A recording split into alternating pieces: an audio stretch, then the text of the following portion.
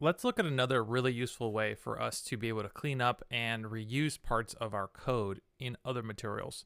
And that is through the use of material functions. So let's take a look at what that could look like for us. So at a high level, I have a material here. It's just a material we used in a previous video called material parameters. And we're just going to open it up and take a look at what's going on in here. And inside, you can see we basically just have roughness, metallic, and color exposed as parameters. So we converted by right-clicking and converted to a parameter. And let's say that in this material, I wanted to do something like darken it. But let's say that I made this logic that I wanted to, let's say, multiply. So if I right-click and type in multiply, and let's say I always want to multiply by 0.5 because I want to darken whatever comes into the base color. So now our base color has been cut kind of in half. Or let's even make this more extreme and type in 0.1. So this darkening effect through the multiply is something that, let's say that I wanted to do it in other places, or I wanted to make it more clear that that's what's happening. Well, let's do a really simple example of how we could turn this into a function or a material function. So I'm just going to save this, and then I'm going to come back into my content drawer. And I already made a folder called material function, but again, feel free to save this wherever you want. And inside of here, I'm going to right click, and I'm going to go to material. And inside of material, I'm going to go to material function. And once I click on this, it's going to ask me to name it. And I usually name mine MF underscore as kind of a prefix for material function. Let's call this darken. Darken color. Sure. And we're going to open this up. And what you're going to notice is it looks a little bit like the material editor, but slightly different. We still have our preview, we still have our details panel, and we still have an output, but it's just a singular output value. And what we want to do is say, let's just say multiply like we did before. Because that's what we were doing, and let's just type in 0.1. And let's connect this math node to an output result. And at first, well, what is this actually doing? Well, this function right now is just taking 0, multiplying it by 0.1. Obviously, anything multiplied by 0 is 0, and it's outputting the result. So as of right now, if we just apply, save, if we go back to our other material, so our materials parameter, again, you can use any material you would like. If I do darken, you'll see that I get blend modes in here, but I don't see my material function. So an easy way that you can do this is just kind of minimize your window, go to your content drawer, open it up, and I'm going to move this out of the way just so you can see what I'm doing. I'm just going to left click and drag and drop it into my material editor window. And now that little bit of code we wrote, so if I just plug this into base color, the output, the result from the material function, all this thing is doing is saying 0 times 0.1 and outputting 0. And so how do we make this more useful? Well, let's go back to our material editor and let's reopen our material function. The other part about material functions is that we can add in inputs. If this is the out that's coming out of our function, we want to be able to add things in. So if I right click into input, I can find a thing called a function input. Once I find this, the important thing to realize is that once we click on it, the details panel will change. And the important thing to remember is the input type.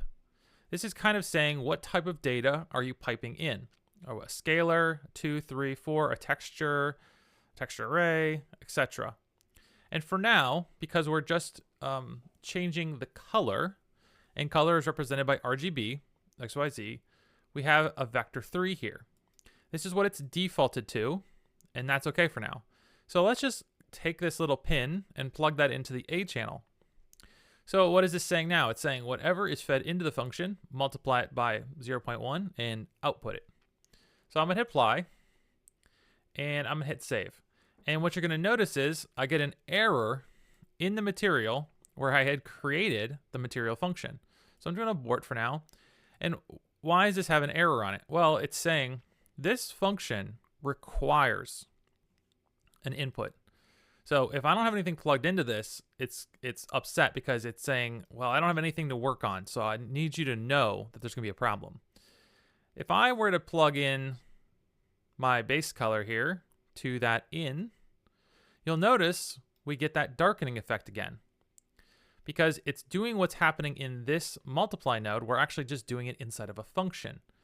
And the great part about doing this is that if I save this, and let's say we open up another material, so I just have a generic material here called no parameters. Feel free to make a second material if you would like to. So just pause really quickly, come back here.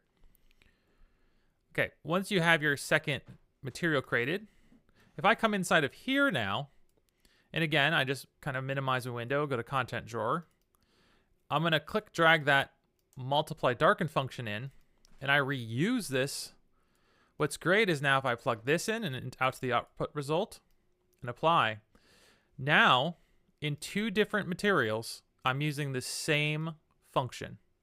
And what's great about that? Well, if I make any changes to this function, let's say that actually, well, I want to multiply, but then I want to take it to the power of 2 afterwards and apply this, and I go back to my material, you'll see now my first material has that information, my second material has that information. So I only had to write it in one location.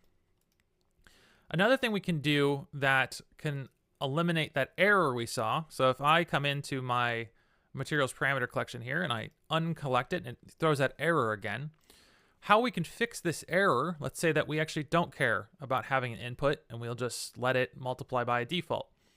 If we come into darken color here, what I can do is I can actually, it says there's a preview node coming in. So if I just do a preview and I just go here and I set this to say pure white, okay? So now this will take white, it'll multiply it, it'll take it to the power of 2 and output the result. I can plug this into the preview, and this gives us a better understanding of what all this math is doing. And if I were to apply and go back, it would still have an error. But if I come back in my material and click on my input pin here, what we can do is use the default or preview value as the default. And when I check this on and apply, what you'll notice is that when I go back in my material now, even though it doesn't have an input pin, the error has gone away. Because this function is happy. Because on this input, we used use preview as default, now it doesn't have missing data. So this function can just execute without anything plugged in. And that's exactly what's happening here. The data, this is now using that white texture, it's multiplying it by 0.1 and then powering it. But if I plug in my color, it overwrites this preview value, and now we're actually seeing that blue color and running through the function. So at a high level, I hope this makes it easier to understand what material functions are, how we save them. So let's just take a look here. We usually name them with the prefix MF. There are little bits of reusable code that we can put into multiple materials, and that allows us to have repeatable results with only one place to have to change the logic. So let's talk about something else in the next one, and I'll see you there.